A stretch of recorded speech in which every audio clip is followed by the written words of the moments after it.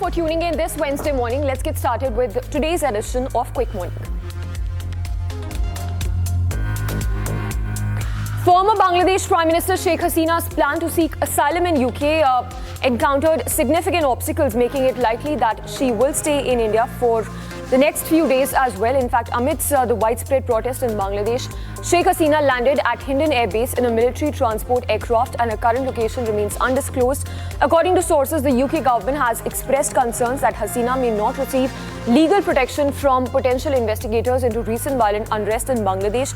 Additionally, UK Foreign Secretary David Lammy has stated that Bangladesh has experienced unprecedented violence and significant loss to life in recent weeks. This underscores the need for a full and independent investigation into the events. External Affairs Minister Dr. Jaishankar informed Parliament that India is closely monitoring the situation of minorities in Bangladesh. India is also maintaining close relations with citizens in Bangladesh. This action by the government follows the escalating violence and unrest in the neighbouring country. Jaishankar also expressed India's deep concern over the deteriorating law and order situation in Bangladesh. He further revealed that India has instructed its border forces to be on high alert. The External Affairs Minister also updated Parliament on former Prime Minister Sheikh Hasina's unexpected arrival in India. Originally, she had plans to travel to European destination. However, her request for asylum faced hurdles. As per sources, Jaishankar even noted that Sheikh Hasina had requested clearance to come to India at a very short notice. The AI India Suggestion Council has welcomed the government's initiative to amend the Waqf Act of 1995. They have also cited the need for increased accountability and transparency in the administration of Waqf Board. The proposed amendments include mandatory inclusion of women in these bodies. The chairman of the body also called for the establishment of a separate Dargah board. Chishti also criticized the current Waqf boards for working in a dictatorial manner. The AISSC has expressed optimism that the forthcoming Waqf Amendment bill will compensate and will be comprehensive and serve the interests of all the stakeholders. The Council plans to submit detailed recommendations and proposals following a thorough examination of the draft bill. Security forces have launched a major search operation in J&K's Udhampur region after receiving information about presence of terrorists in the area. In fact, this operation involved both police and army personnel, was initiated at an area in Basantgarh region. According to officials, the search operation began following a tip-off that was received regarding a group of terrorists hiding in the higher reaches of the district. In fact, few gunshots also were heard as the forces advanced into dense forest area, and no casualties, however, were reported. The operation aims to locate and neutralize the terrorists operating in this particular area. Officials even confirmed that the search for the terrorists is still ongoing and additional security measures have been put in place to ensure safety of civilians in the region. In news from Uttar Pradesh, where the 12-year-old rape survivor from Ayodhya remains in stable condition and continues to receive treatment at King George's Medical University in Lucknow. She was admitted to Queen Mary Hospital, which specializes in obstetrics and gynecology. Dr. Sudhir Singh, spokesperson for the hospital, confirmed that the girl's health is now stable and treatment is progressing under the supervision of specialists. Chief Medical Officer of Ayodhya, Sanjay Jain, even stated that the transfer to KGMU was necessary as Women's Hospital in Ayodhya did not have the required facilities. The case has gathered significant attention in recent days following the arrest of Mohit Khan and his aide on July 30th in the rape case. Congress Maharashtra in charge Ramesh Chenithala met with Shiv Sena leader Uddhav Thackeray as part of Thackeray's 3-day visit to the national capital. The meeting was held at the residence of Shiv Sena MP Sanjay Raut, was described by Chenithala as informal but significant for the upcoming political strategies ahead of polls. The discussion mainly focused on seat-sharing arrangement for the Maharashtra Assembly elections and is scheduled to be addressed in the Maha Vikas Aghadi meeting that will take place today. The MVA coalition note is strategizing for the crucial elections in the state are due in the next few months. Thackeray also expressed intent to meet key opposition leaders during this visit, which includes Mallikarjun Kharge, Rahul Gandhi and Sonia Gandhi. This visit also marks Thackeray's first trip to the national capital following MVA's successful performance in the recent Lok Sabha elections. Meanwhile, leaders of the Indie bloc are expected to convene in the national capital later this week, which would mark their first major meeting since the results of the Lok Sabha elections were announced on 4th of June.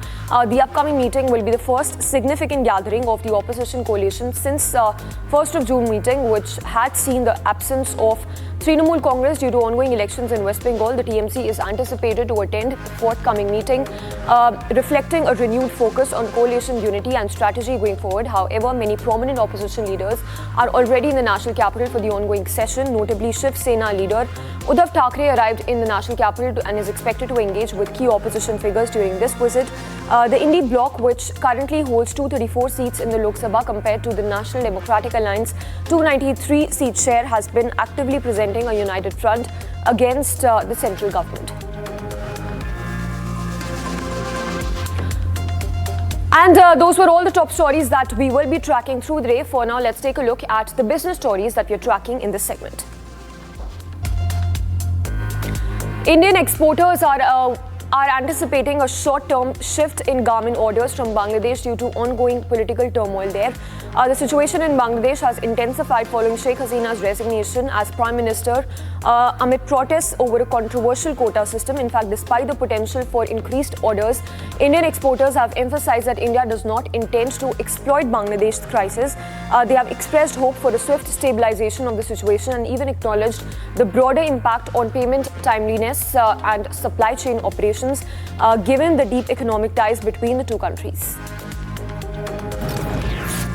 The National Payments Corporation of India has reported a robust growth in the Unified Payments Interface credit feature, with monthly transactions nearing 10,000 crore rupees. This is largely driven by credit and transactions and pre-sanctioned credit lines. The feature was introduced in November 2022 and allows users to link credit cards to UPI with ICICI Bank, leading in offering pre-sanctioned credit limits. In fact, despite mounting concerns over unsecured loans, UPI's transaction volumes have soared in the month of July itself.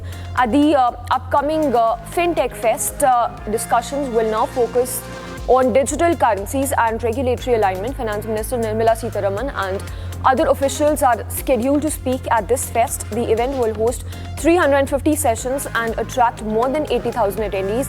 In fact, the attendees will include global central bank representatives and investors, among others. Global stock markets experienced a severe downturn on Monday.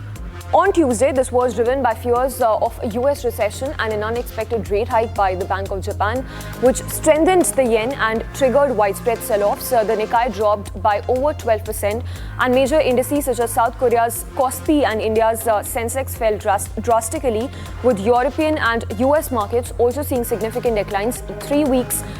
In 3 weeks' time, only $6.4 trillion were lost. Investors are now grappling with the impact of unwinding yen-funded trades and heightened recession fears. Tata Power reported a 4% increase in net profit for Q1 of the financial year 2025. Revenue has seen a growth of over 13% and EBITDA has risen by over 22%. This robust performance underscores Tata Power's operational strength. The company is now advancing large-scale projects such as hydropower project in Bhutan and also hydropower storage facility in Maharashtra. In fact, Tata Power has highlighted the company's record results and ongoing investments in clean energy segments technologies, which includes a 20,000 crore capex plan and a milestone of more than 1 lakh home EV chargers. In the second quarter of 2024, total US household debt rose by less than 1%. During this increase, overall delinquency rates held steady at 3.2%, indicating borrower resilience. The rise in debt comes in the backdrop of high interest rates and a weakening job market in the US. Credit card and home auto loan delinquency rates have also slightly increased. Mortgage and student loan balances, however, showed modest changes. Home equity lines of credit continued to rise and reflected their growing appeal amid high borrowing costs. The report even suggests ongoing economic stability despite higher debt levels and interest levels.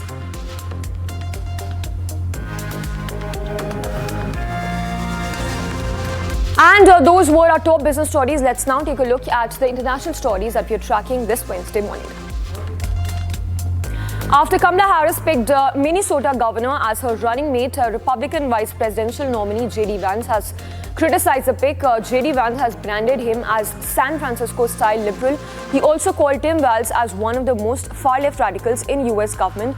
Vance even said that this Philadelphia rally just before Harris and Walz were set to appear together in the city, while Harris highlighted Walz's achievements as Midwestern governor and a military veteran. Vance even emphasized their differing views on serving the public. Both Vance and Walz are now scheduled to visit key battleground states over the coming days. The reason I didn't say a whole lot about Tim Walz is because the Democrats have showed a willingness to pull a little switcheroo on us. So I don't even know if we're actually going to get Tim Walz out of this campaign. And I think that a lot of us are asking ourselves, well, it's not going to be official until the Democrats actually nominate him, I guess, at their convention next week. U.S. Secretary of State Antony Blinken and U.S. State of Defense Lloyd Austin attended 34th Australia-U.S. ministerial consultations with their Australian counterparts. In fact, they even held bilateral talks that are aimed at building commitments made during the official visit of Prime Minister Albanese to the United States in the month of October last year. Secretary of State Antony Blinken and Secretary Lloyd Austin said that they are looking forward to strengthening the cooperation between the two countries on full range of global and regional issues and deepening the US-Australia alliance. An Israeli airstrike struck a house in central Gaza that killed 3 persons and injured 20 others. The injured were rushed to the Al-Aqsa hospital in the region. The injured people included women and children as well. Footage that surfaced showed extensive damage to the struck houses and surrounding buildings. In fact, note, since the start of the war between Israel and Hamas, Israeli airstrikes have claimed thousands of lives in the Gaza conflict region. Meanwhile, Hamas has appointed Yahya Sinwar as its new leader. Sinwar is said to be one of the masterminds in the October 7 attacks on Israel, a key figure within Hamas and closely aligned with Iran. Yahya Sinwar replaces Ismail Haniyeh, who was killed in which is said to be an Israeli airstrike in Iran last week. Unlike Haniyeh, who lived in exile in Qatar, Sinwar has remained in Gaza and is now a top target for Israeli forces to dismantle the Hamas leadership. The Office for the Coordination of Humanitarian Affairs has condemned the blockade of essential supplies in Sudan. The organization has described the situation in Sudan as an entirely man-made crisis and shameful stain on global conscience. The blockade by notorious paramilitary group has led to severe rationing of malnutrition treatment, putting children in famine-hit camps at high risk. In fact, several camps are experiencing famine and noted that aid agencies are being blocked from delivering food and supplies. In fact, with over 25 million people in Sudan facing acute hunger and humanitarian response plan significantly underfunded, the international community's response has been deemed as inadequate in the last few months. Amid political unrest in the country, Venezuela's military has pledged unwavering support for President Maduro. Defense Minister Vladimir Pedrino Lopez has rejected opposition calls for military to abandon Maduro and cease repressing protests.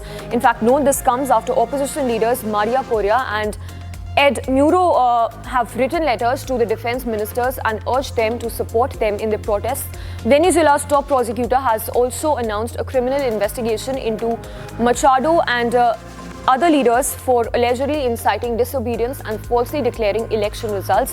Machado has defended the opposition strategy in social media message, emphasizing a multi-phase approach to challenge Maduro in the coming days and months.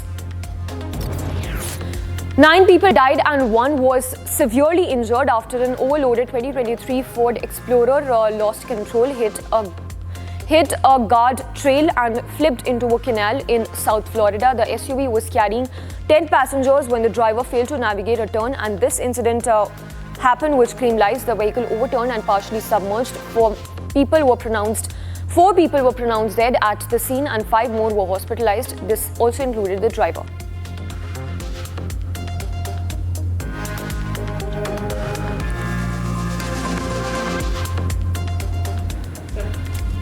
Now, in other international news that we are tracking, ultra-Orthodox protesters stormed a military recruitment base in Israel. In fact, they did this after Supreme Court's ruling required their enlistment. These men, who are historically exempted from mandatory military service, demonstrated against the court's landmark decision. Videos also surfaced that showed them clashing with the police and wandering through the base woods. The protesters also had confrontations with the officers that were deployed there.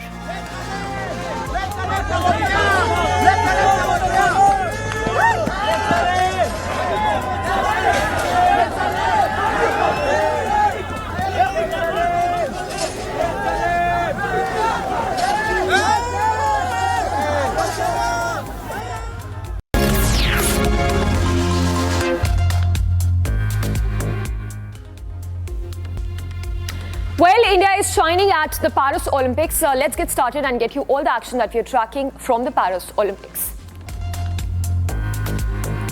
Manu Bhaker, the double medalist from Paris Olympics, is set to return to India today after a historic performance at the Olympic Games. Bhaker clinched 2 bronze medals in the women's 10-meter air pistol and mixed 10-meter air pistol events, which marked her as a first Indian athlete to achieve this feat in a single Olympic for independent India. Bhaker has been named India's female flag bearer for the closing ceremony of the Paris Olympics, scheduled for Sunday. In fact, the honor underscores her remarkable contribution to Indian sports and her role in raising the country's profile on global stage. Indian wrestler Vinesh Phogat has secured her place in the finals of women's 50 kg freestyle event at the Paris Olympics. She confirmed a medal for India with a decisive 5-0 victory over Cuba's Guzman. Phogat even led 1-0 at the end of the first period due to point awarded for Guzman's passively. In the second period, Phogat intensified her efforts, extending her lead to 5-0 and maintaining that advantage throughout the match. With this win, she is assured of medal, making her the first Indian woman to guarantee a wrestling medal at the Paris Olympics. Phogat had earlier made history by becoming the first Indian woman to reach the semi-finals in wrestling at the Paris Olympics. In a closely contested semi-final match at the Paris Olympics, Indian men's hockey team faced a heartbreaking defeat, losing to Germany by 2-3. Indian captain Harmanpreet Singh opened the scoring for India in the 7th minute, giving the team an early lead. However, Germany quickly responded with a goal from Gonzalo in the 18th minute, leaving the score. Christopher then put Germany ahead with a goal in the 27th minute, leaving India to chase the game despite a determined efforts from Indian team. Sukhjit Singh's goal in the 36th minute was not enough to secure victory against Germany. It was Marco Milkau of Germany who scored the decisive goal in the 54th minute, sealing the win for Germany. Arisa True, at just 14 years of age, has edged her name into Olympic history by winning the gold medal in the women's skateboarding park final at the Paris Olympics. Her stunning performance not only secured her a top spot on the podium but also made her the youngest Olympic gold medalist in Australia's history. True even delivered a flawless run, showcasing a mix of technical prowess and creative flair. Her performance included a series of impressive tricks and smooth transactions. The skateboarding park final saw fierce competition from around the globe, but True's combination of skill and composure under pressure set her apart. Her gold medal win is a testament to her dedication and exceptional talent at such a young age. Meanwhile, Netherlands has also secured a place in the finals of the men's hockey tournament at the Paris Olympics, delivering a commanding 4-0 win over Spain in the semi-final match. This victory ensures that Dutch team will now have the chance to add a third title to its kitty with impressive record. Spain, despite their valiant efforts, was unable to breach the Dutch defense or capitalize on their opportunities that resulted in scoreless game from the Spanish side.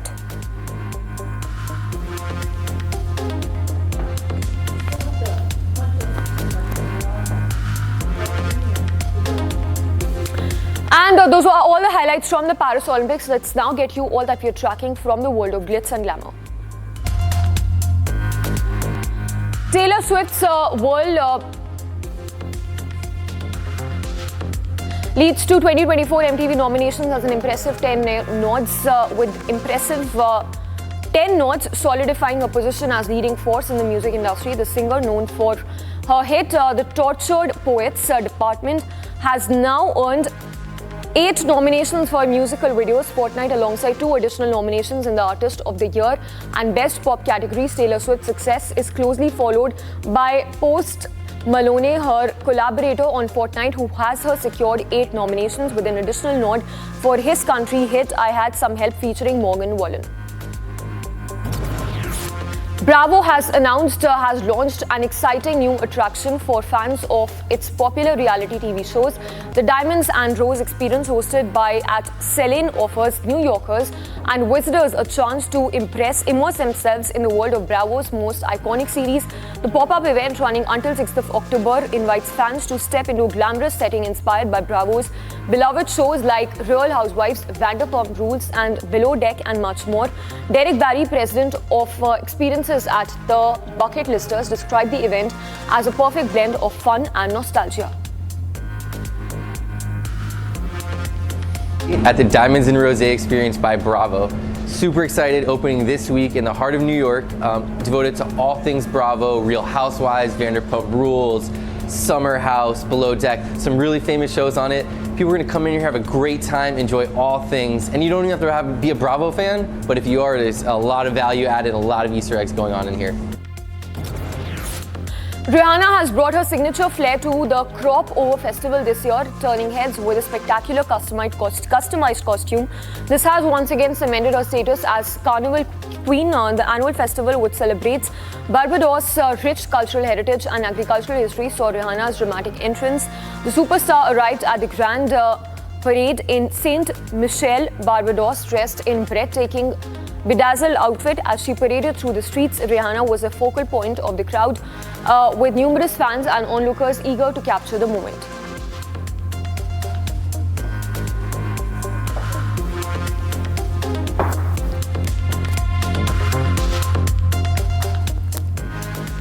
And that is all that we're tracking in today's edition of Quick Morning. Do not go anywhere. Live and breaking to continue after this very short break.